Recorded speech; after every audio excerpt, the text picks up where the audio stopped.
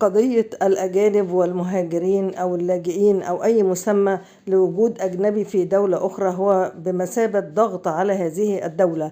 فنجد أن الدول جميعها يعني يتجهون إلى ترحيل هؤلاء. ووجدنا أن الولايات المتحدة الأمريكية بدأت بالفعل في ترحيلهم عبر طائرات عسكرية منذ قدوم ترامب إلى الحكم.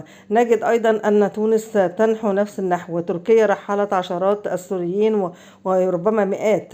نجد أيضا أن ليبيا رحلت مئات برضو أو آلاف من المهاجرين في ترحيل حتى من الخرطوم التي لديها يعني مهاجرين ولديها لاجئين في أماكن مختلفة وأغلبهم في مصر. هم أيضا يرحلون الأجانب من الخرطوم، ويعلق السودانيين على ذلك بأنها دولتهم وأنهم لا يريدون أن تكون السودان لغير السودانيين.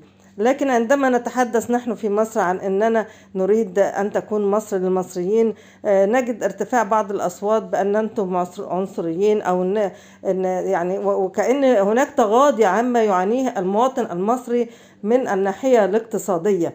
يعني هل هذا يعقل؟ حتى أن مفوضية اللاجئين نفسها يعني أشارت إلى خطورة زيادة أعداد اللاجئين في مصر، وهذا يعني أن يعني هناك رؤية دولية لأن هذا الوضع يعني خطير وضغط جامد على مصر. يعني نجد حتى أن هناك بعض اللاجئين أصبحوا يطالبون بحقوق الإريتريين الذين يعني منهم الكثير دخل بطريق غير شرعي، وهم يقولون ذلك ويعترفون بأنهم دخلوا بطريق غير شرعي وحتى جنسيات أخرى، ولكنهم حتى مع ذلك يطالبون بحقوق.